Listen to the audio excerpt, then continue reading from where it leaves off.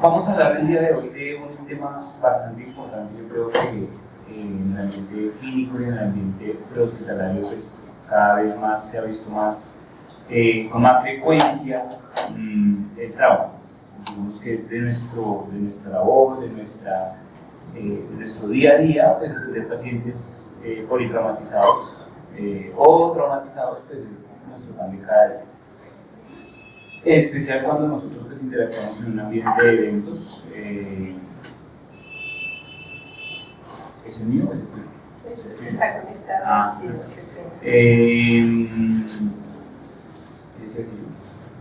bueno, el tema con referencia a los eventos. Nosotros, pues, como lo saben casi todos acá, cubrimos bastantes eventos, entre ellos porro, entre ellos eventos masivos en general, Movistar, por ejemplo. Y otros diferentes eventos. Por lo cual es muy importante que ustedes, como técnicos de emergencia y transportes, sepan cómo es el manejo, digamos que a grandes rasgos, de lo que es el paciente con el enfoque del paciente con trauma. En esta charla, pues, una charla bastante corta de hecho, intentaremos hacer un abordaje de lo que es desde la evaluación inicial del paciente hasta el enfoque específico dependiendo del tipo de patología, trauma craneoencefálico, trauma de la columna y lo que nosotros nos enfrentamos casi que todos los días, inmovilizaciones del paciente fracturado o del paciente lesionado.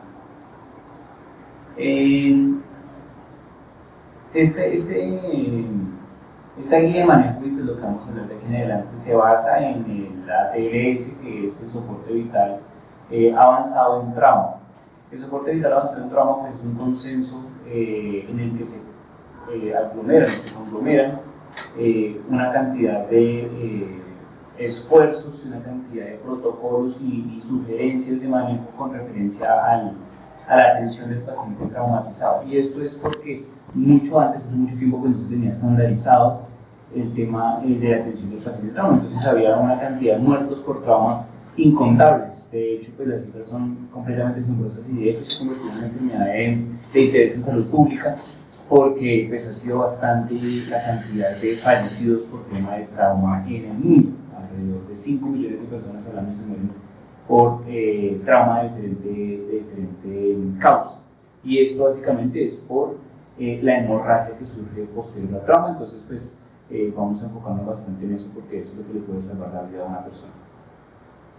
Aquí están viendo ustedes un esquema de decisión frente al triage que se realiza al paciente en el lugar de la escena del evento, ¿sí? Bien se sabe que el triage pues, es una clasificación de gravedad que se utiliza en los hospitales. Sin embargo, nosotros como personal de atención hospitalaria debemos conocer cómo nosotros podemos hacer un triage para clasificar los pacientes. Y esto funciona más que todo en eventos donde las víctimas son numerosas y nosotros tenemos que saber clasificarlas para poder orientarlas de una mejor manera y derivarlas a los centros de urgencias.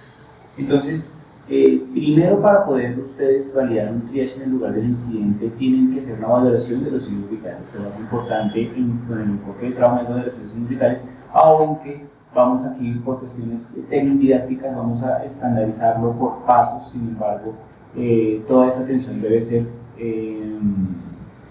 en conjunto, no puede ser como si fuera una receta de cocina, no, porque pues, eso es un manejo que se tiene que hacer completamente integral. Entonces, pues primero tenemos una valoración de los signos vitales en nivel de la conciencia, en los cuales nosotros valoramos 3 apartados del examen físico y de los signos vitales. Una puntuación de la escala de coma de Glasgow, una presión sistólica y una frecuencia respiratoria. Con referencia a la escala de Glasgow, la escala de Glasgow se creó con el fin de poder valorar a los pacientes valorando su déficit de estado de conciencia, su déficit neurológico. Ahora hablamos de las nuevas tendencias de manejo. Nos dicen que un Glasgow por debajo de 13 es un paciente que tiene que ser valorado porque su estado de deterioro, su estado de conciencia está disminuyendo, y más cuando disminuye más de 2 puntos en menos de 1 hora. Eso nos trata de decir que el sistema neurológico del paciente está viéndose alterado y está viéndose afectado y se está viendo comprometido a punto de poder llegar a una falla ventilatoria inminente. La presión sistólica también debe valorarse por debajo de 90 milímetros de mercurio. La sistólica, entonces hablamos de una presión sistólica, una presión diastólica y una presión media. En el enfoque del triage en la escena de trauma, hablamos de la presión sistólica porque probablemente es la que más afectación tiene en el trauma y la que más rápido puede descender con referencia a la precarga. Bueno, es un tema fisiológico ahí bastante interesante. Entonces hablamos de una presión sistólica por debajo de 90 milímetros de mercurio y una frecuencia respiratoria que puede ser o menor a 10 o mayor a 29 respiraciones por minuto. Eso depende de la edad del paciente. Vemos que hay pacientes pediátricos, pacientes pequeños, que su frecuencia respiratoria oscila o puede ser diferente. En los adultos mayores también puede ser diferente la frecuencia respiratoria, pero en general hablamos de una taquipnea mayor a 29 respiraciones por minuto y una bradipnea menor a 10 respiraciones por minuto. Cuando ya hacemos esta valoración de triage, evaluamos al paciente, podemos decirle o podemos estandarizarlo si tiene o no tiene un triage válido, si tiene o no una inestabilidad hemodinámica, porque todo esto, estas clasificaciones pues, son de inestabilidad hemodinámica. Si no la tuviera, es decir, si el paciente no tiene un Glasgow menor a 13, tiene la tensión arterial por encima de 90 y no está taquipnéico bradymédico, pues yo paso a evaluar las lesiones anatómicas que tenga el paciente. Porque ¿qué? Ahí que dice con el triage, validar que el paciente no esté en estado. Es decir, que no tengo que correrle a ese paciente. Si el paciente no presenta ninguno de esos síntomas, pues yo paso a determinar y evaluar la anatomía de la lesión. Bien, entonces aquí nos dice lo que tenemos que evaluar si no se presenta, buenos días, si no se presenta alteración en el triage del paciente. Si yo evalúo la anatomía de la lesión y no encuentro mayor cosa en la lesión, tengo que enfocarme en lo que nos dice la guía que tenemos que enfocarnos. Primero, las lesiones penetrantes de cráneo, cuello y torso. ¿Por qué? Porque son sangrantes, entonces tenemos que evaluarlas de manera muy específica para poder contenerlas, basado en el ABC de la reanimación. Inestabilidad de la deformación torácica, por ejemplo, un tórax inestable por una fractura costal o una fractura múltiple de las costillas. Esto también se evalúa por medio del ABC de la reanimación. Ya vamos a hablar de eso más adelante, pero es para que vean que se integra absolutamente todo. Dos o más fracturas proximales de los huesos largos. Los huesos largos pues, son básicamente los de las piernas y brazos. Si yo tengo un paciente con un trauma y con una fractura del brazo y una fractura de la pierna, pues es un paciente que yo tengo que llevar al servicio de urgencias de manera prioritaria. Amputación de la muñeca o amputación de cualquier extremidad, pues es un criterio para llevar a urgencias a un paciente, por lógica. Las fracturas pélvicas, es difícil identificar una fractura pélvica en el ambiente clínico, pero pues usted lo presume por el mecanismo de impacto que se genera en el trauma. Vamos a ver esto más adelante ahorita. Eso es básicamente lo que evaluamos dentro de la evaluación anatómica. Si el paciente presenta cualquiera de esas cosas que les mencioné, lo que nos sugiere la guía es que nosotros lo diríamos un centro de trauma o un centro de urgencias. Aquí lo dice como centro de trauma porque pues, son guías estadounidenses y guías europeas, son consenso mundial, donde sí tienen centros de trauma a diferencia de nosotros, que pues que no tenemos ningún centro de trauma, tenemos hospitales y ahí se lleva todo. Entonces, pues, hay que llevarlo a un centro de urgencias de nivel 2 o 3, en el caso de nosotros específicamente. ¿Por qué se hace énfasis en esto? Porque muchas personas, de hecho se ve mucho aquí en Bogotá, de muchos centrales de urgencias, ambulancias, inclusive del mismo CRUE, que redirecciona pacientes con criterios de segundo nivel a los AMUS, que son primeros niveles. Y eso es un error garrafal porque le estamos quitando tiempo al paciente. Le estamos quitando tiempo al paciente de resolver su fractura, de resolver su sangrado, de resolver su trauma craneoencefálico. Entonces debemos saber nosotros como personal de atención prehospitalaria a cuál centro de urgencias derivar, pero en eso nos apoyamos también pues, con nuestra central de referencia, que también debe conocer pues, cuáles son los hospitales y centrales de urgencias a los cuales el paciente debería ir en caso de. Aquí continúa la tabla. En caso de que el paciente no tenga ese tipo de lesiones que mencioné anteriormente, fracturas de huesos largos, parálisis, fracturas pélvicas, entre otras,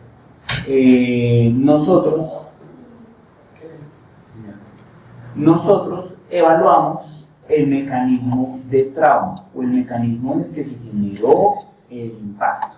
Porque hablamos de impactos de baja y de alta energía o de media energía. Y eso nos lleva a nosotros a determinar qué tan mal está el paciente. Si nosotros, por ejemplo, vemos que un paciente se cayó de aquí, se resbaló y se cayó, pues es diferente a que el paciente que se cae aquí en el piso se caiga aquí hasta el primer piso. El mecanismo de impacto va a ser completamente diferente. Y es un paciente que nosotros tenemos que priorizar, obviamente, y manejar de una manera diferente. Entonces, en el caso, por ejemplo, de las caídas de adultos que son mayor a 6 metros, es un paciente que se debe llevar a la central de urgencias. Caídas por encima de 6 metros se deben llevar a la central de urgencias. Niños con caídas superiores a 3 metros deben llevarse al servicio de urgencias. Las colisiones vehiculares de alto riesgo, en las que el vehículo queda con, digamos que, pues, ¿cómo explicarle de alguna manera más? Queda mejor vuelto nada el carro, para que me entiendan, en la que se ve involucrado el techo del vehículo y donde hay un impacto del acompañante o del pasajero del lado derecho del vehículo mayor a 45 centímetros de cualquier lado. ¿Por qué? Porque hay efecto compresivo del accidente vehicular. Cuando hay eyección del paciente del vehículo, o sea, cuando sale eyectado por la ventana del frente, por el panorámico, o cuando hay muerte de un pasajero en el mismo vehículo. Eso es un criterio importantísimo. Si hay en el vehículo hay 4 ocupantes y uno de esos 4 salió fallecido y el resto de los 3 está estable, a los 3 por criterio hay que llevarlos a la central de urgencias. ¿Por qué? Porque lo más seguro, alguno de esos 3 pacientes debe tener algún trauma cerrado de abdomen, trauma cerrado de lo que fuera. Entonces hay que llevarlos a la central de urgencias sin hacer una valoración de triage ni ningún tipo, porque ya sabemos que si hay un muerto, pues probablemente el impacto y el mecanismo de energía fue elevado, ¿verdad? Básicamente, bueno, las colisiones en motocicleta también es importante, mayores a 20 metros por hora. Eso quiere decir, bueno, de hecho, nosotros aquí a nivel colombiano, a nivel Colombia, pues lo manejamos es por encima, depende, ¿no? Porque en un carro, pues usted puede ir a 30 km por hora y el mecanismo de impacto puede ser diferente a si usted fuera en la moto a los mismos 30 km por hora. De hecho, se pueden generar fracturas en los pacientes con motocicleta cuando van por encima de los 15 km por hora, que es una velocidad muy pequeña. Entonces, pues eso depende, porque pues, aquí las guías lo manejan considerando que los motociclistas o los que usan motocicleta pues usan todas las medidas preventivas, porque pues es así. Aquí, pues, andan sin suave, entonces que van a andar con peto o con medidas de protección. En ese caso, pues nosotros tenemos que manejarlo de una manera, abordarlo de una manera diferente. Entonces, motociclistas por encima, de hecho, subirse a la moto y caerse estando la moto quieta puede generar fracturas. Entonces, tenemos nosotros que valorar ese tema también. Y, obviamente, llevar el servicio de urgencias.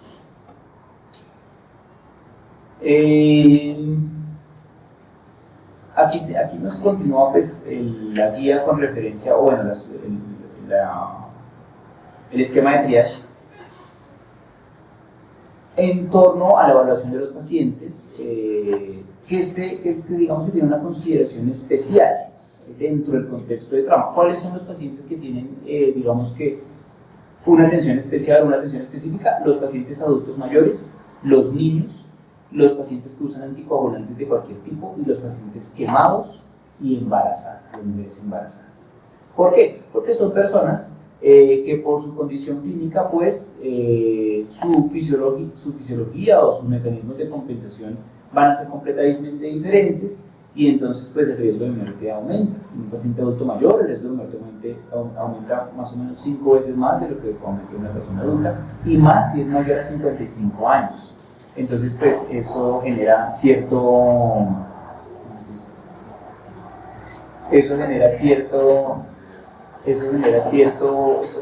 digamos que hay que ponerle atención a ese tipo de cosas, las personas adultas mayores a 55 años, las personas que son hipertensas, ¿cómo está?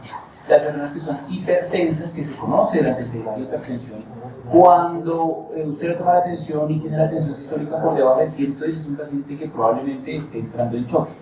Porque pues, los pacientes hipertensos manejan cifras tensionales elevadas y no es muy normal que encontremos un paciente hipertenso con las sistólicas por encima de 110. Entonces es importante validar eso en el contexto de los pacientes traumatizados. Por esa razón es importante preguntar antecedentes, aunque pues en un paciente inconsciente o en un paciente politraumatizado por los antecedentes pasan a un segundo plano y lo que tenemos que hacer primero es estabilización del paciente.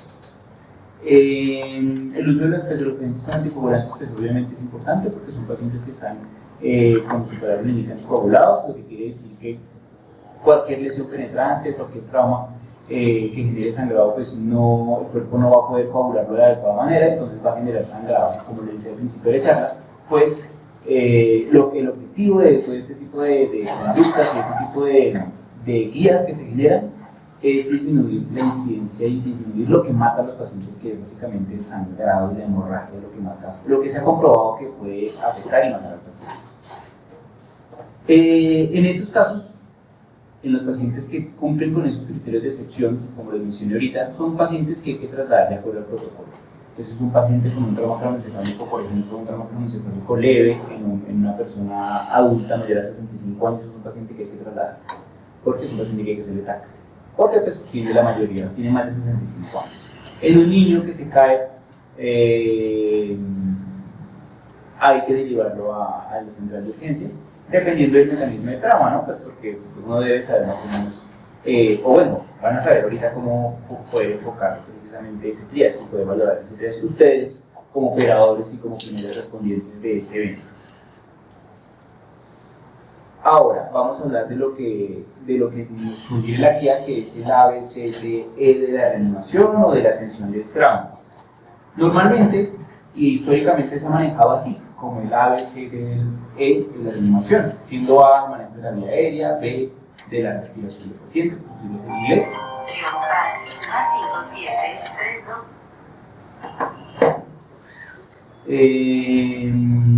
La C de circulación, la D de déficit neurológico y la E de efectos ambientales y exposicionales.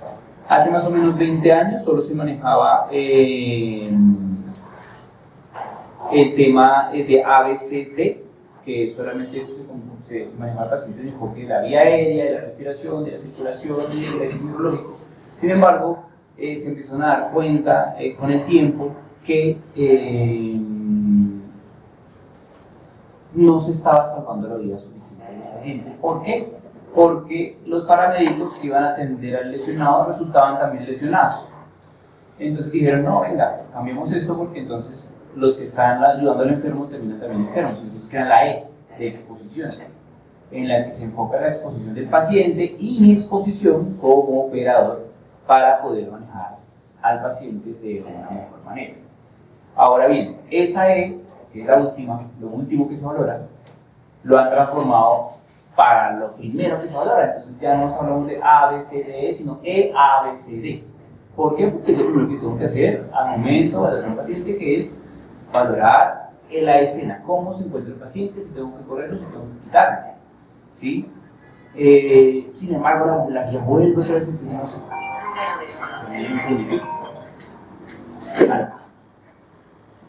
¿Sí?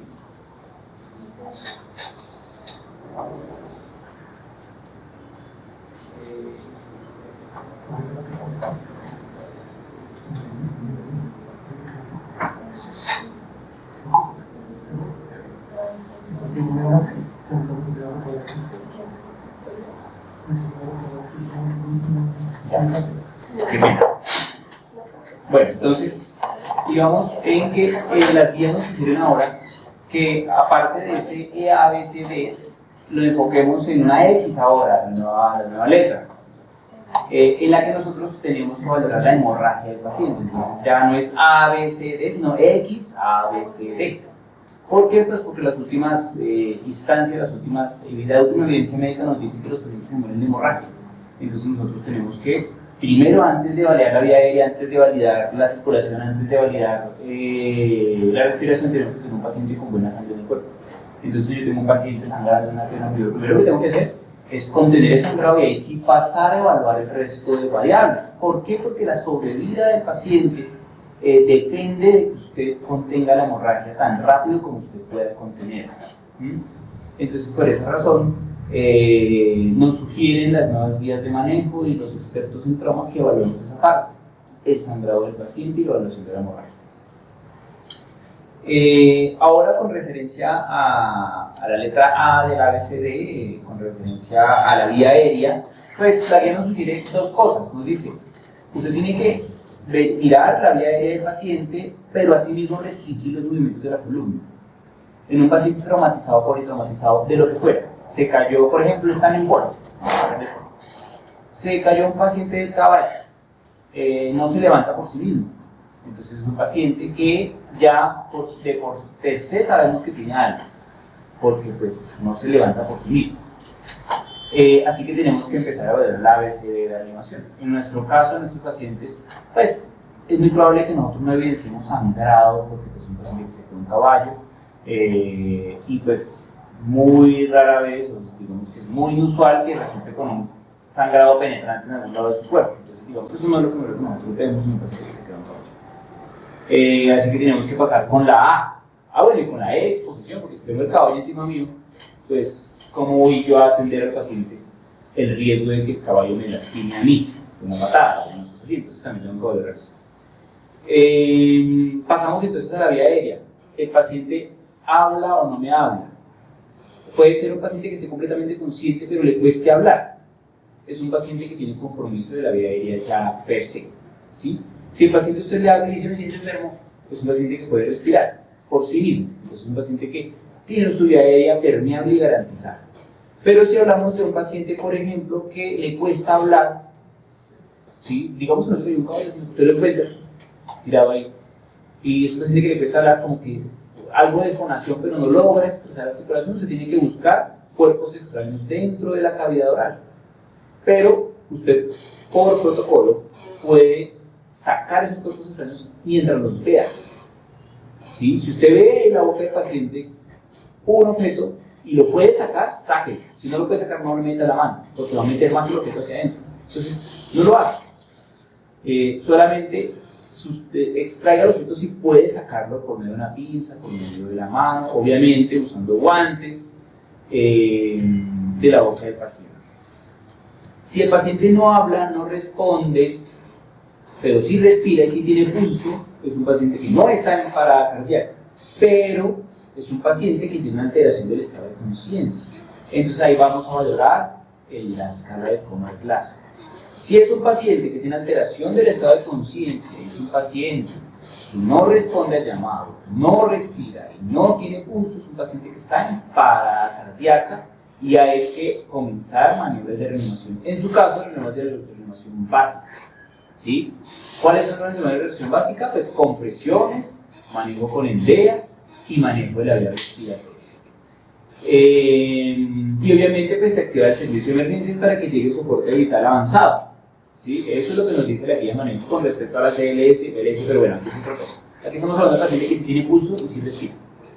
Entonces hablamos de una alteración del estado de conciencia y tenemos que valorarlo por medio del Glasgow. Bueno, aquí vemos en la pantallita, vemos la posición del paciente politraumatizado en la ubicación de la tabla de sujeción. ¿Sí?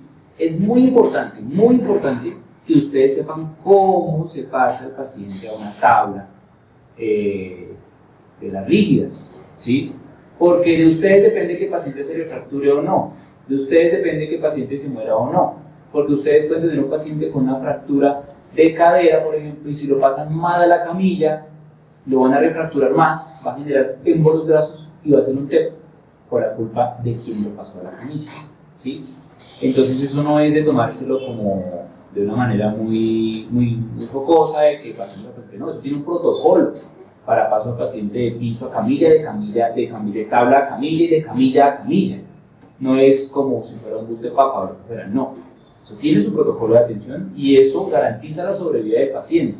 Entonces tiene que saber cómo pasar al paciente en camilla por medio del paso del paciente en bloque, se llama eso, ¿sí? En la que ustedes deben saber eso porque yo los he visto cómo lo hacen en Polo, que es el paso del paciente en bloque, en el que ese paciente se pone completamente en posición acostada, con la boca hacia arriba y se hacen movimientos completamente exactos para poner la tabla. No hay que muevo la cadera primero y luego muevo el codo, no, es completamente movimientos completamente en bloque para poderlo pasar a la tabla y luego sí a la camilla.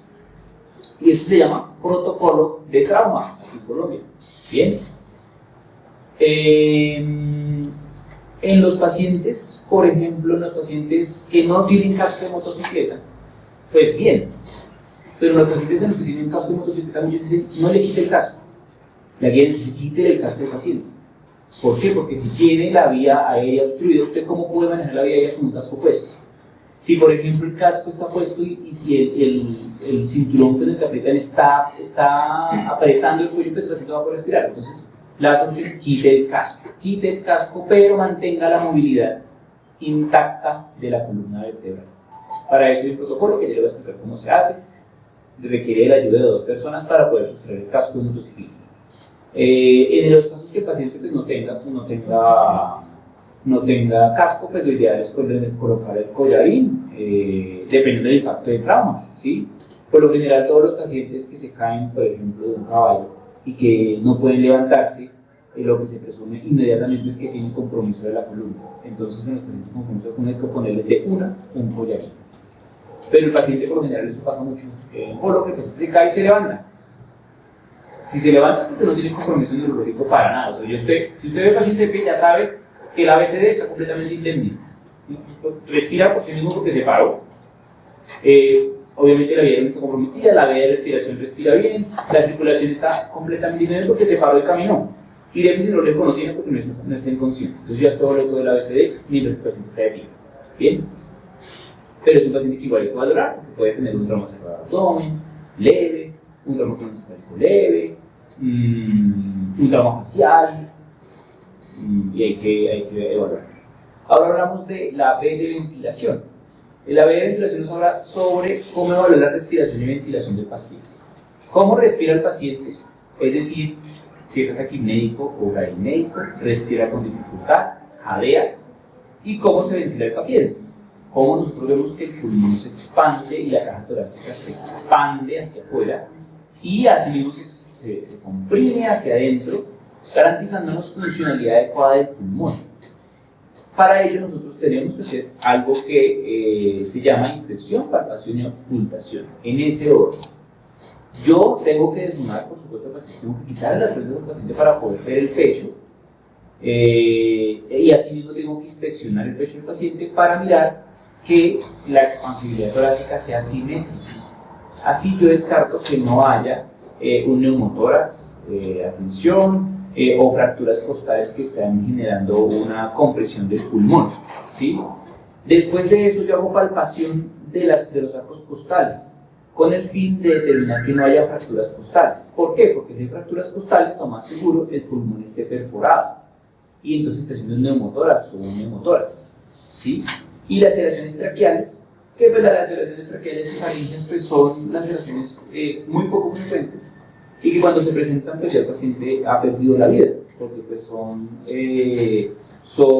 laceraciones que se producen cuando son de alto impacto y el paciente muere en la escena al momento de presentar este tipo de laceraciones traqueales o faríngeas, por lo general faríngeas. Reconocer el estado dinámico de la vía aérea, si el paciente respira, como les dije, si respira bien, si respira mal, cómo respira, y las lesiones que pueden afectar la vía aérea, si es un paciente quemado, si es un paciente que se tuvo un trauma y se golpeó el cuello, si tuvo trauma torácico, si tuvo, bueno, cualquier trauma que haya comprometido la vía aérea, desde las narices hasta el pulmón. Importante nosotros poder determinar y evaluar neumotórax. La característica, la vamos a ver ahorita más adelante en el trauma de tórax, cómo se identifica el neumotórax y las características del neumotórax, pero es importantísimo saber por qué un paciente tiene neumotórax, porque si yo lo empiezo a ventilar mucho, le empiezo a dar presión positiva al paciente, el pulmón colapsa y lo voy a terminar jodiendo más de lo que ya está. Entonces es importante poder saber cuando el paciente tiene neumotórax para yo poder limitar esa capacidad ventilatoria y respiratoria, porque por el hecho de que yo le ponga una máscara y le empiece a dar respiraciones por AMBU o por una máscara de inhalación, le estoy poniendo presión al paciente y eso va a generar daño al pulmón. La evaluación de la circulación, por la letra C, nos habla sobre la identificación y el control, la circulación y control de las hemorragias. Entonces lo primero que tengo que hacer es identificación de la hemorragia. Muchas veces nosotros vemos por sí la hemorragia del paciente, porque la vemos por el sangrado evidente de las heridas, ¿sí? Hay que evaluar si el sangrado es rutilante, es decir, que es un sangrado que venga por ejemplo, de la pierna, del cráneo, que sangran mucho, y que se asocie a hipotensión. Sin embargo, la hipotensión es un mecanismo que se ve afectado muy tarde.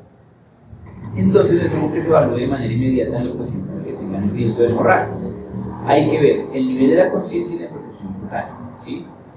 Y el pulso. ¿Cómo se vive? Pues el nivel de la conciencia obviamente por la escala de Glasgow, aunque pues usted puede verlo si responde o no responde, si está somnoliento, si está tuporoso, solo puede ver si ni siquiera es el Glasgow.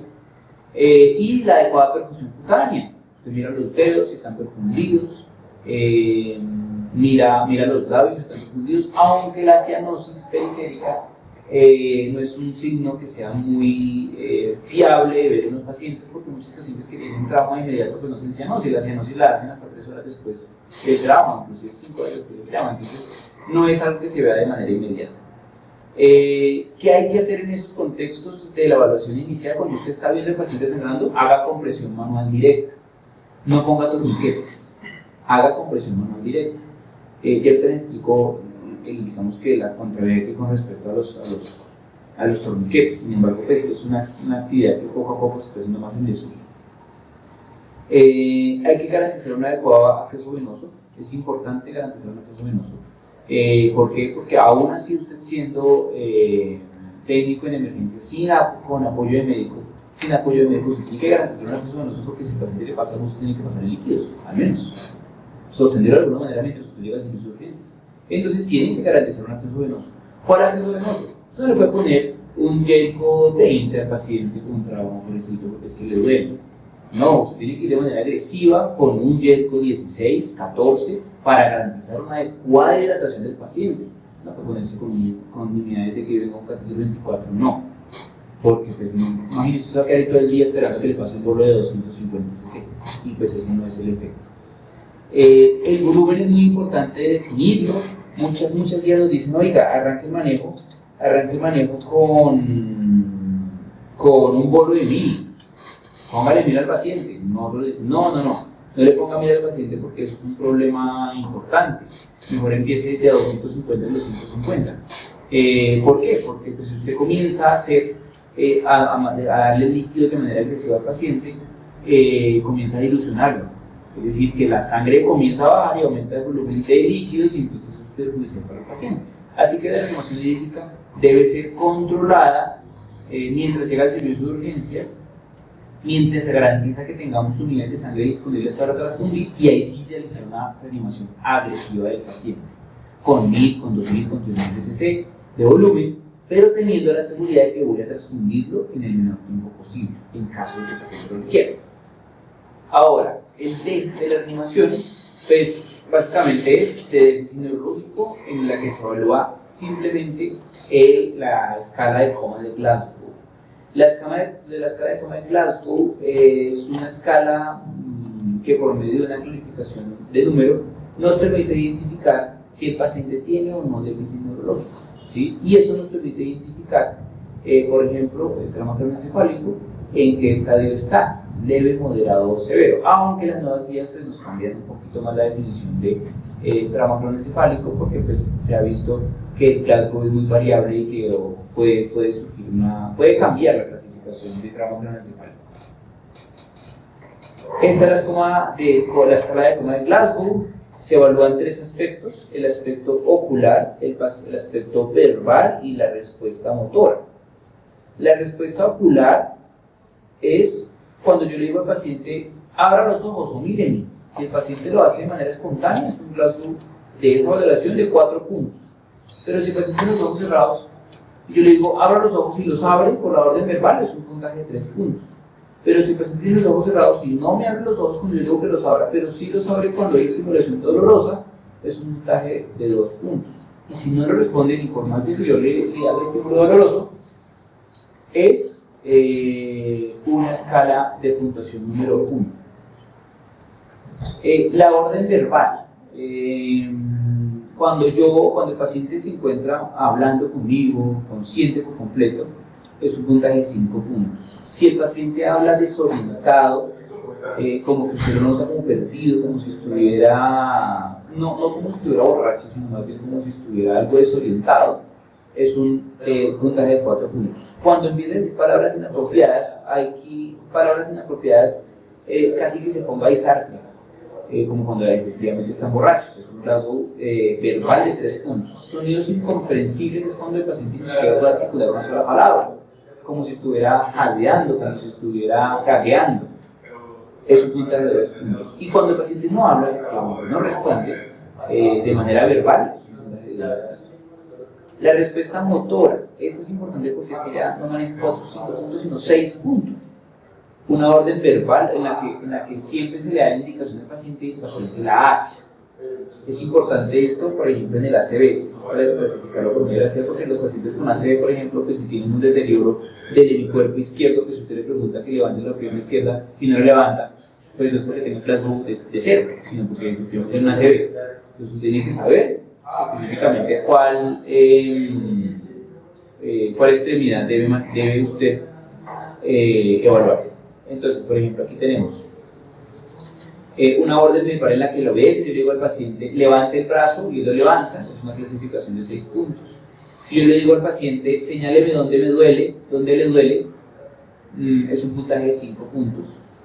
Si yo, bueno, aquí la parte de localización del dolor puede ser de 2 maneras. Yo le digo, señáleme dónde le duele, o simplemente yo le genero dolor en alguna parte, y él, o el paciente lo que hace es generar una reacción de no me toque porque me duele, o ponerle la mano delocalizando el dolor. Retirada de flexión es cuando yo le produzco dolor al paciente y él hace una retirada normal. ¿Qué es eso? Cuando algo me duele, pues yo hago eso. Esa es la retirada de flexión normal. Cuando hay una flexión anormal es de 3 puntos. Cuando yo le estimulo y el paciente como que hace una cosa rara, eso es una flexión normal. Si el paciente se extiende en vez de flexionar cuando yo le estimulo el dolor, es un puntaje de 2. Y cuando el paciente no se mueve por más estímulo doloroso, es un puntaje de 1. Porque uno habla de extensión o de flexión. Porque estas dos definiciones me hablan si el paciente está descerebrado o está decorticado. Cuando el paciente está decorticado, va a hacer algo que se llama flexión normal, es decir, va con las muñecas a hacer esto. Va a flexionarse hacia abajo, las muñecas hacen eso, y se inclina hacia abajo y hace eso. Es una flexión anormal, que significa que el paciente está decorticado. Cuando el paciente se extiende de esta manera, es un paciente que está descerebrado. Y pues es una urgencia médica, porque pues, el riesgo de mortalidad es mucho más grande y es importante que ustedes lo puedan determinar. Ahora la E de exposición y control del ambiente. Hay que revisar al paciente. Esto todo es simultáneo, ¿no? No es por paso, esto es simultáneo. Yo tengo que revisar al paciente y retirar la ropa y todos los objetos que tenga el paciente consigo, ¿sí? Si tiene relojes hay que quitarse el reloj porque puede generar compresión del brazo. Si tiene ropa apretada, esos pantalones entubados, toca pues, retirárselos para evidenciar que no haya trauma o haya sangrado en la pierna. Y una vez nosotros tengamos desnudo al paciente, o semidesnudo al paciente, nosotros lo tenemos que arropar con manta térmica, con cobija, porque pues él va a ir a una central de urgencias o va a ir a una central de trauma, por lo general reanimación, y en la reanimación pues debe estar completamente desnudo, o bueno, con ropa interior exclusivamente, ¿bien? Y hay que mantenerlo monitorizado. En el caso de, por ejemplo, de las ambulancias básicas, pues lo que uno esperaría es que tuviera monitorizado al paciente con un pulso oxímetro y con un tensiómetro para valorar pulso oximetría y tensión. Aunque la pulso oximetría es un factor que no es un factor muy confiable, porque es una medida netamente subjetiva, y los pulsoxímetros, pues digamos que no es que sean una cosa muy confiable para determinar la saturación de oxígeno de un paciente. Más el pulso y más la respiración que uno vea en el paciente en el examen físico. Bien, aquí hablamos entonces de lo que son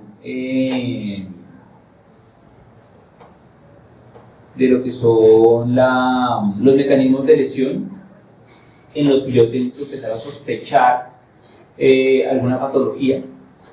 Cuando, por ejemplo, el mecanismo de lesión es un impacto frontal, que el paciente va es conductor de vehículo y hace compresión e impacta contra el volante.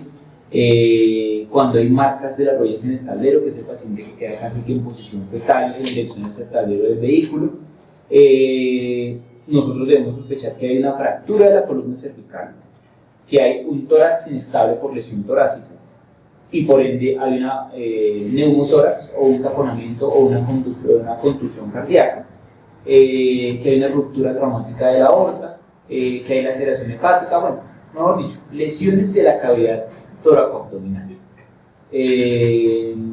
lesión hepática, lesión esplénica, o sea, del vaso, hemotórax, neumotórax, taponamiento cardíaco, contusión cardíaca, porque pues estamos hablando de la región toracoabdominal, ¿sí? Esto se presenta más que todo en las colisiones vehiculares, donde el lesionado es el piloto o el copiloto. Bueno, de hecho, cualquiera de los cuatro ocupantes puede presentar ese tipo de mecanismo de trauma.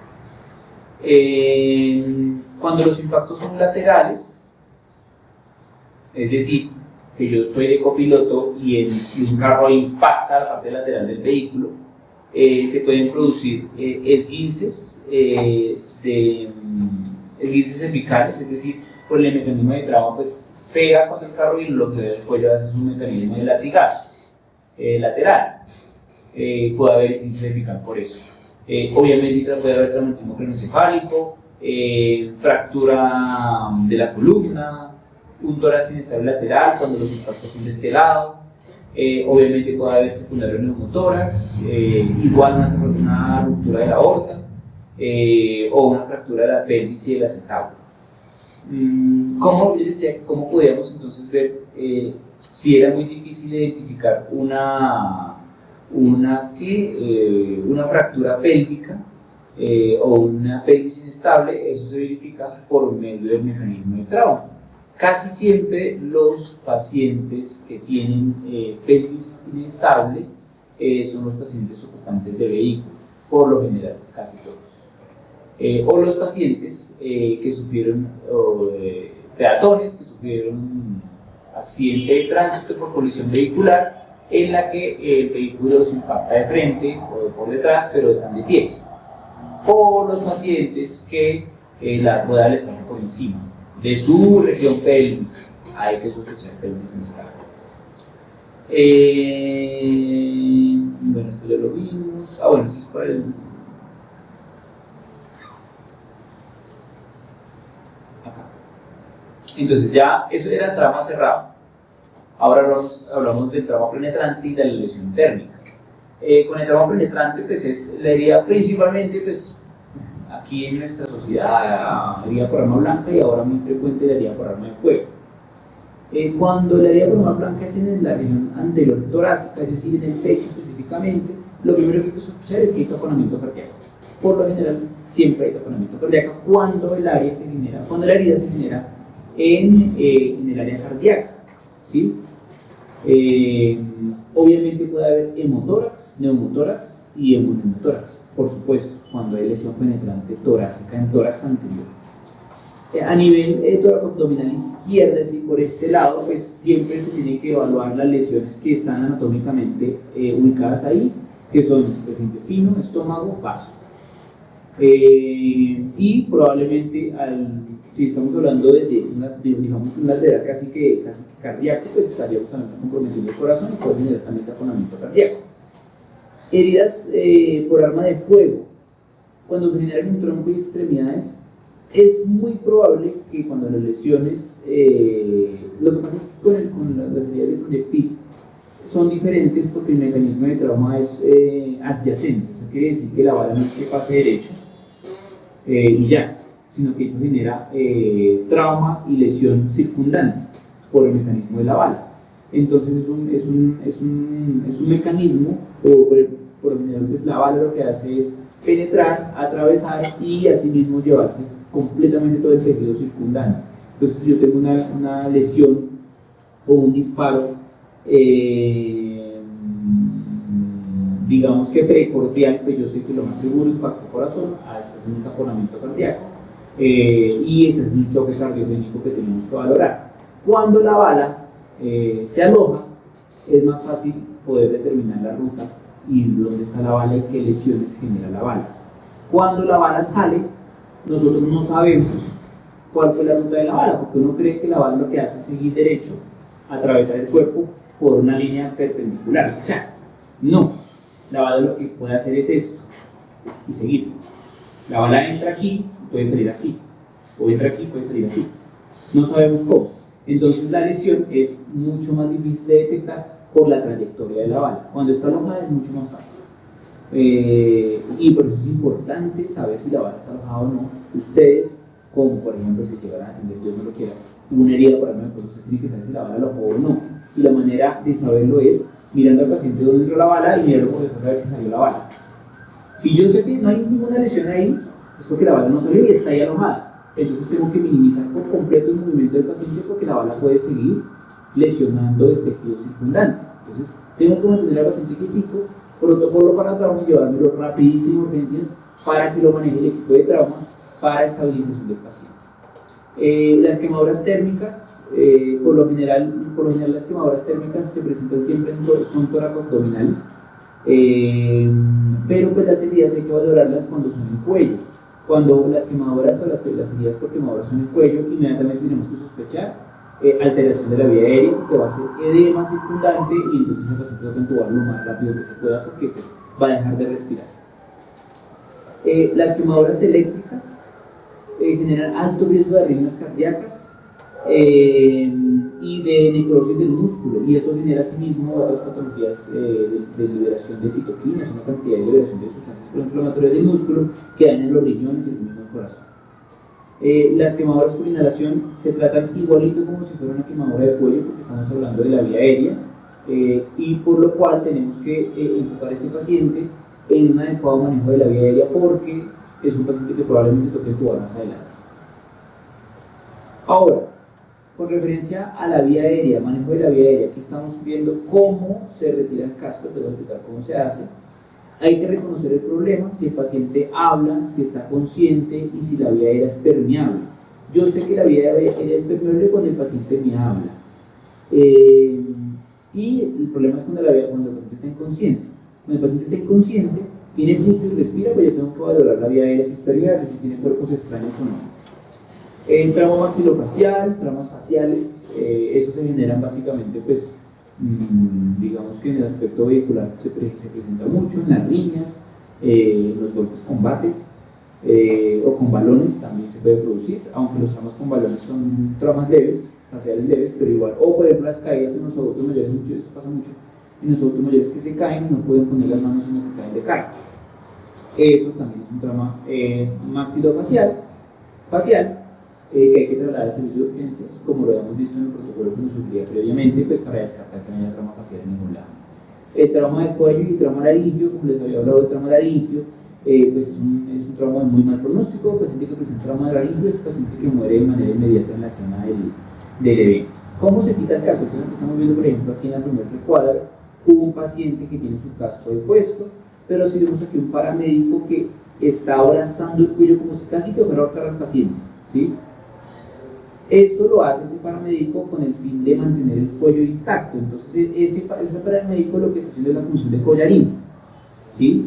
Mientras ese mismo paramédico lo que hace es meter, al tener las manos dentro del cuello, mete las manos dentro del casco y lo que va a hacer es un efecto como dilatación de abertura del casco, sin tener que mover las manos del cuello. Con eso, con esa maniobra de dilatación, lo que hace el segundo paramédico es retirar de manera derecha el casco, no hacer esto, sino esto por completo, retirarlo de manera hacia la persona, bueno, hacia el paramédico, mejor dicho. Y con eso ya liberamos el cuello e inmediatamente, apenas el segundo paramédico retira el casco, hace soporte para apoyar a mi mismo nivel del cuello, mientras un tercer colaborador trae el collarín para colocar. Sin embargo, si usted está solo con su compañero, pues usted ya debería tener su collarín al lado, no bajarse en el collarín. Para poner el collarín, inmediatamente usted retira el casco. Con referencia al choque, nosotros, digamos que en este medio de atención prehospitalaria, nosotros no podemos manejar el choque, no podemos brindar atención del choque, porque pues, uno de los criterios de manejo del choque es reanimación hídrica y transfusión sanguínea, si es un choque hemorrágico, o si es un choque cardiogénico, pues descompresión, bueno, si es un choque, por ejemplo, por neumotórax, pues hay que ser una descompresión torácica, una cantidad de cosas, o si es taponamiento, pues las conductas correspondientes al taponamiento cardíaco. Así que nosotros lo que más podemos hacer es evaluar si el paciente está en choque, para poder decirle, cuando nosotros entregamos al mayor nivel de complejidad, ese paciente está en choque, para que lo evalúen de manera mucho más específica y rápida. ¿Cómo evaluamos que cuando el paciente está en choque? Por la perfusión cutánea, si hay taquicardia o si hay hipotensión. Sin embargo, como yo decía antes, no hay que confiarse mucho de la hipotensión, porque las cifras tensionales pueden tardar mucho en bajar y mostrar hipotensión, porque pues el cuerpo es muy inteligente y lo que hace es mantener la tensión elevada, mantener la tensión compensada, mientras ya no tiene mecanismos compensatorios y se baja. Eso puede pasar horas después. Entonces, el gol estándar para que usted verifique que un paciente alta sospecha de choque es que el paciente tenga frialdad y esté taquicardia. Si el paciente tiene la frecuencia cardíaca por encima de 100 en los adultos, por encima de 160 en los bebés, por encima de 120 en los escolares y adolescentes, y tiene frialdad generalizada, es un paciente que debe o se sospecha choque de origen hemorrágico, por lo general. Bueno, aquí estamos hablando sobre los síntomas de hemorragia por los grados. Tenemos un grado 1, grado 2, grado 3 y grado 4, que es el severo de hemorragia, que nosotros pues valoramos dependiendo de los signos vitales. Ya estamos hablando más de signos. Lo único que nosotros tenemos que enfocarnos aquí es en la frecuencia cardíaca, en la presión arterial, en la presión de pulso, en la presión respiratoria y obviamente en la escala de Glasgow. Vemos por ejemplo el grado 1, que es una pérdida muy mínima de sangre. Una hemorragia de grado 1 es el paciente que por ejemplo dona sangre, es una hemorragia de grado 1. Un paciente en grado 4 es un paciente que ha perdido casi que la mitad del volumen y está completamente inconsciente, ¿sí? Y asimismo pues son las escalas. Como yo les digo, pues digamos que en este contexto no es importante saber qué grado de hemorragia tiene el paciente, sino que lo importante es que sepamos si el paciente está en choque o no está en choque, para poder priorizar la atención a las centrales de urgencias. Ahora, con respecto al trauma torácico, lo que estábamos hablando, pues el trauma torácico genera 3 lesiones, bueno 4 de hecho. La primera es la lesión por neumotórax, cuando es cerrado por completo. Hay un impacto a nivel torácico que genera que el pulmón colapse y haya fuga de aire que presione el pulmón hacia adentro, y eso genera neumotórax, que es aire en la cavidad pulmonar, entre la pleura y el pulmón. Cuando hay la perforación, por ejemplo, un paciente que lo apuñalan, la entrada de aire es por medio de esa fistulita que quedó ahí, que está penetrando la cavidad pulmonar, y se genera un neumotórax abierto. Un neumotórax abierto porque hay entrada de aire. Este es un neumotórax cerrado, este es un neumotórax abierto. Ahora, esta tercera es un hemotórax, que puede ser secundario precisamente a este hemotórax abierto, y es que la sangre comienza a filtrarse hacia dentro de la cavidad y comienza a llenarse y a colapsar el pulmón. Eso es un hemotórax. Por lo general se presenta hemoneumotórax, la gran mayoría de veces. Y el taponamiento cardíaco. El taponamiento cardíaco se produce principalmente por trauma penetrante de la vena miocárdica, en la que no se alcanza a dañar el corazón, pero sí una de sus capas, y lo que hace es llenarse de sangre esa capa. El saco pericárdico se comienza a llenar de sangre y comienza a comprimir el corazón, y eso hace que el corazón pese más, y eso produce que el corazón empiece a latir más lento y con más esfuerzo, y eso se llama taponamiento cardíaco. Ahora, con referencia al trauma abdominal. El trauma abdominal podemos hablar de un trauma cerrado de abdomen, un trauma penetrante de abdomen y un trauma por explosión del abdomen. El trauma cerrado es el que se produce por accidentes automovilísticos en la que usted valora el abdomen y no encuentra ninguna lesión que esté sangrando. El trauma penetrante pues, es el paciente que apuñalaron o que le dispararon o que tiene exposición visceral. Es un paciente con trauma penetrante, y los traumas por explosión son muy parecidos a los traumas penetrantes, pero pues ya son mucho más agresivos porque son de pacientes víctimas, por ejemplo, de violencia multipersona, víctimas explosivas, que pues el impacto de la explosión genera trauma abdominal. Nosotros pues básicamente vamos a atender son estos dos traumas, el trauma cerrado y el trauma penetrante de abdomen. Ahora el trauma craneoencefálico, bien importante el trauma craneoencefálico, tal vez el objetivo o lo más importante de esta charla. Hay que hacer una revisión anatómica específica del cráneo del paciente, revisar cuero cabelludo, cráneo y todo el componente encefálico, ¿sí? No solamente la cabeza del paciente, mirar cabeza del paciente, oídos del paciente, ojos del paciente y nariz del paciente. ¿Por qué? Porque los traumas agresivos o de alta energía cerebrales generan sangrado por los oídos, ¿sí? Por ruptura, o sangrado nasal por ruptura de la lámina filiforme. Así que eso genera lesiones y nos puede orientar más con respecto al trauma craneoencefálico. Entonces, aquí nos habla sobre la clasificación de la lesión craneoencefálica por medio de su severidad, si es leve, moderada y severa. Leve cuando el Glasgow está entre 13 y 15, moderado cuando el Glasgow está entre 9 y 12, y severo cuando el Glasgow es inferior a 8. Entonces, siguiendo ese orden de ideas, todo paciente con Glasgow menor a 8 se intuba, todo porque tiene compromiso severo de su compromiso neurológico. Antes era de 7, sin embargo, pues ahora ha cambiado y ahora es 8.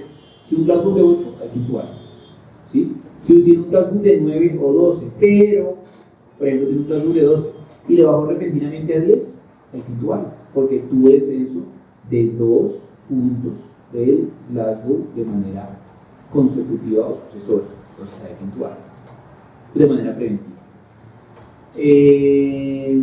Bueno, eso es por medio de la morfología, sin embargo, pues nosotros no podemos identificar la morfología hasta que no hagamos un TAC. Así que lo único que nos queda a nosotros es identificar si es leve, moderado o severo por medio del Glasgow. Por esa razón, ustedes deben ser expertos en la valoración del Glasgow del paciente, porque eso va a determinar que usted pueda presentar adecuadamente un paciente de centros de urgencias, y si eso es un trauma craneoencefálico leve, es un trauma craneoencefálico moderado, es un trauma craneoencefálico muy severo. Si yo tengo un paciente que se golpeó la cabeza, pero habla bien, no vomita, aparentemente solamente tiene dolor, es un trauma craneoencefálico moderado, severo, leve. Si es un paciente que se golpeó la cabeza, pero habla como si estuviera borrachito y no se acuerda de lo que le pasó, es un trauma craneoencefálico moderado. Si es un paciente que se golpeó la cabeza, comienza a vomitar, está sangrando y pierde la conciencia, es un paciente con un trauma craneoencefálico severo. Obviamente hay que hacer el cálculo de Glasgow, pero uno más o menos se va dando cuenta de la clasificación dependiendo al mecanismo del trabajo. ¿Cómo se maneja el trauma craneoencefálico desde la central de urgencias? Bueno, esto es una sugerencia que nos hace la guía de manejo con respecto al trauma craneoencefálico dentro de la central de urgencias. Sin embargo, lo que nos dice aquí específicamente dentro del trauma craneoencefálico, tanto leve, moderado y severo, es haga el examen neurológico, evalúe neurológicamente cómo está el paciente para las 3 determinaciones de clasificaciones del trauma, ¿sí?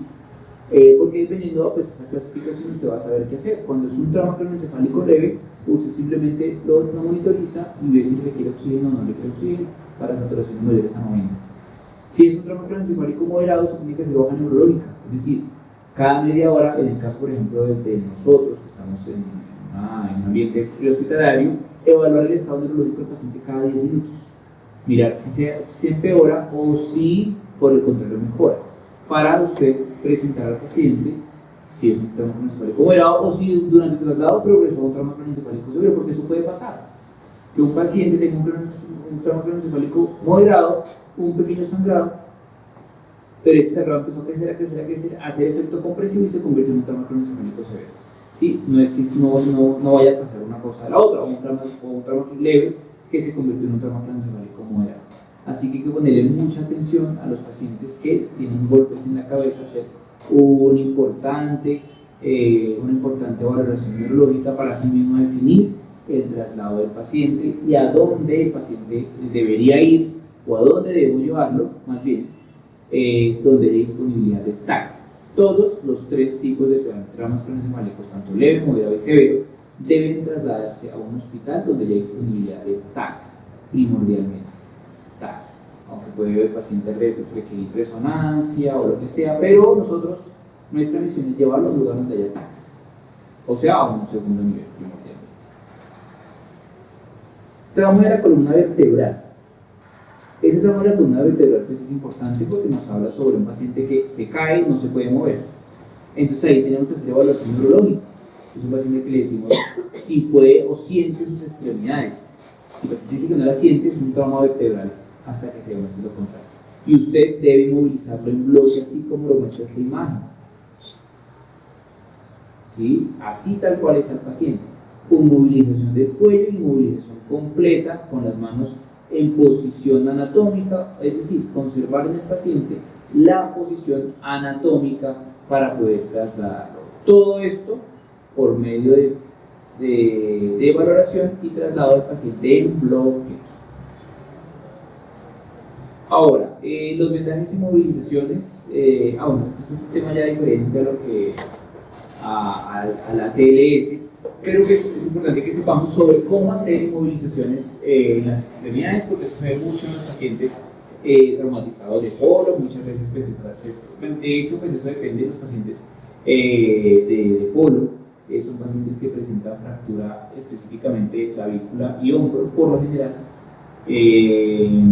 o inclusive húmero tal vez, o radio público, por lo general extremidades superiores. Es muy raro que se generen, como en un caballo, trauma o fractura o luxación de las extremidades inferiores.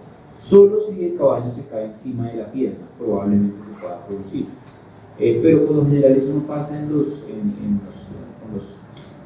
polo, porque pues son personas que ya están entrenadas, saben jugar y saben cuando se caen, qué hacer cuando se caen.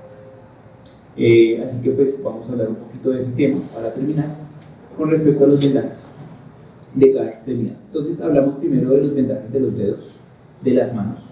Eso se produce cuando hay luxación o fracturas interfalángicas, es decir, de aquí para acá. Bien, en ese caso lo que hacemos, si por ejemplo el que se fracturó fue este dedo, el dedo anular, lo que hago es inmovilizarlo junto al otro dedo que esté contiguo para mantener el nivel de ambos dedos.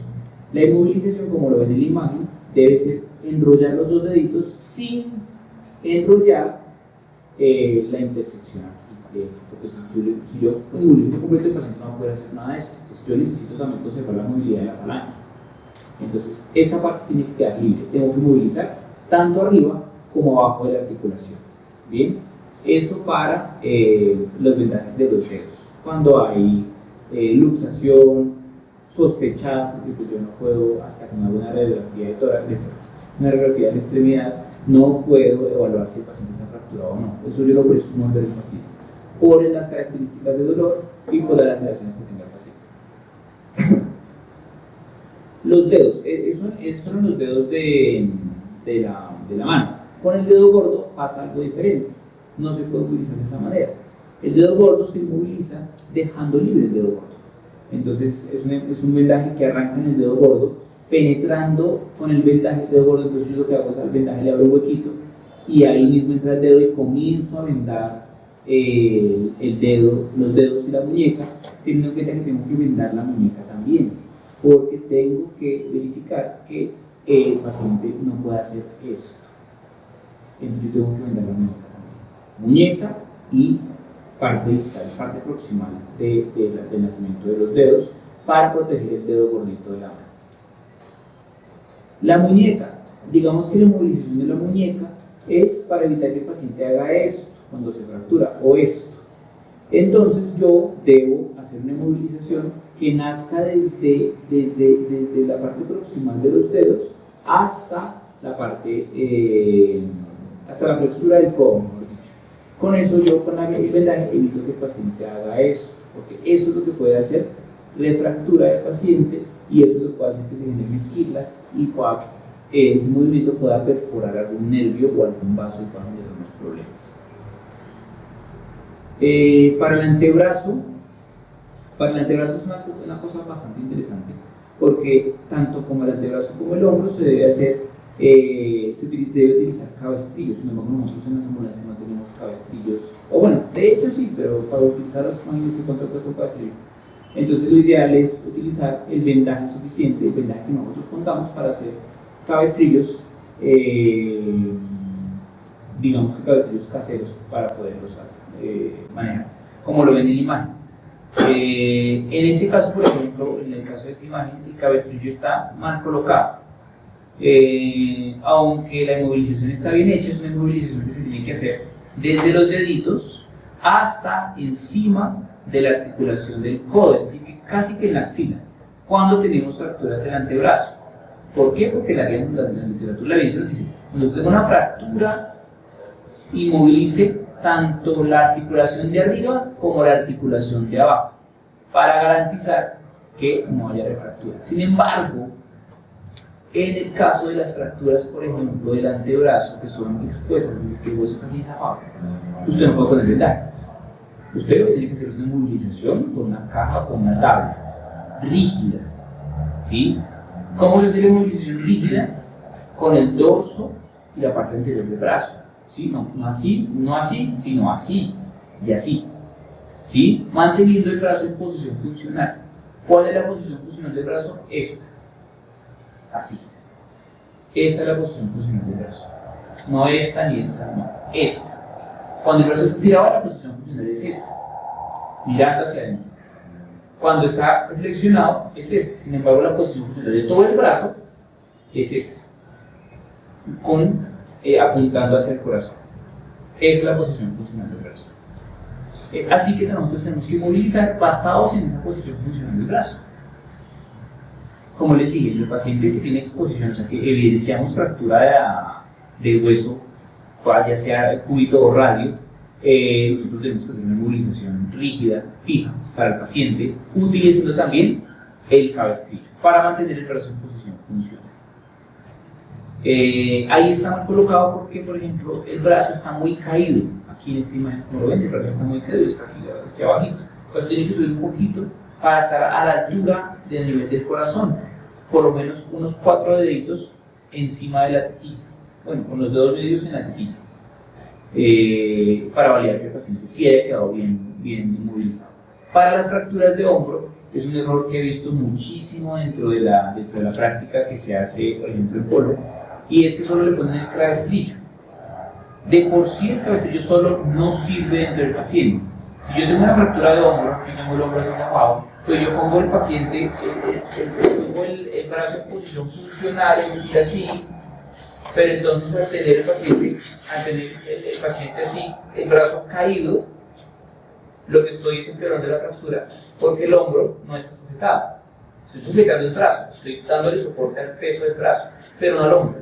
Entonces yo tengo que hacer, aparte de colocar el cabestrillo normal, que van a ser un cabestrillo que abrace el brazo, no solo el cabestrillo que aquí contempla, sino que abrace el brazo, todo el brazo.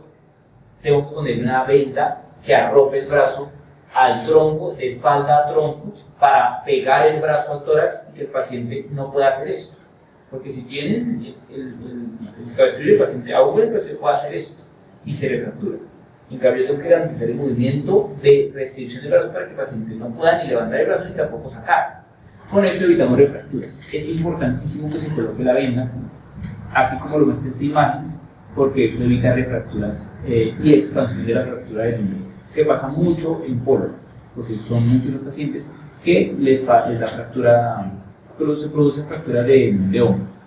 La clavícula es otro tipo de fractura que hay que movilizarla por medio del vendaje en 8. El vendaje en 8 es un vendaje relativamente sencillo.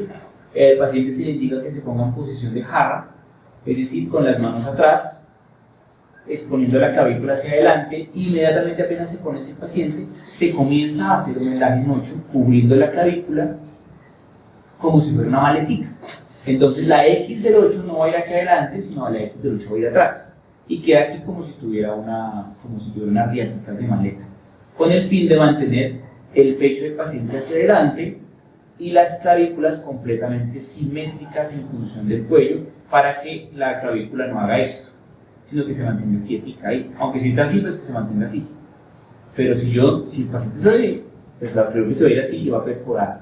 Y por ahí pasan ni más ni menos que arterias importantes que llegan el brazo. Si usted hace una mala inmovilización de la clavícula, puede condenar al paciente a que no tenga brazo, por lesión nerviosa o por lesión del vaso. Y eso causa necrosis del vaso. Usted le puede quitar un brazo a un paciente si le moviliza mal la clavícula. Así que es importante, inclusive el hombro. ¿Tú viste en algunos casos también puede perforar? Claro, por eso hace perforación yugular o hace perforación de la arteria braquial o del nervio braquial. Entonces es un paciente que genera fracturas de clavícula y queda con el brazo caído. Imagínese usted perjudicar a un paciente de esa manera. Ya para los deditos del pie pues es igual a los dedos de la mano, ¿sí? Eso se llama inmovilización o yugo de Billington. Es en el que yo amarro el dedo enfermo con el dedo bueno. Eso lo hacen, también se puede hacer con palitos de paleta en los dedos gorditos del pie. En la mano no se puede hacer porque yo necesito movilidad de las manos, pero en los pies sí se puede, con un pedacito de dedo de palito de paleta se coloca en medio de los dos dedos y se amarra. Eso es un yugo. Eso es para traslado del paciente, o sea, para vía definitiva. Aunque el ortopedista no se lo va a decir, sí, déjala así, salida, porque pues eso no es una urgencia, usted una fractura de dedo de pie, no es que sea una cosa loca. Ahora, para el pie y el tobillo es importante, cuando es una fractura tipo luxación de tobillo, es decir, que yo tengo el pie completamente por fuera de la cavidad, no puedo movilizar. La misma cosa, se hace una sujeción con una movilización rígida, con cajas, o con tablas, o con cartón, porque a ese paciente no le puedo poner vendaje, porque lo puedo refracturar.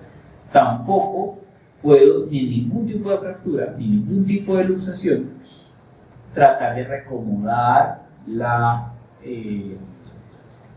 fractura. Muchos médicos lo hacen, lo he visto sin radiografía, que cogen el brazo y ¡tac!, lo ponen.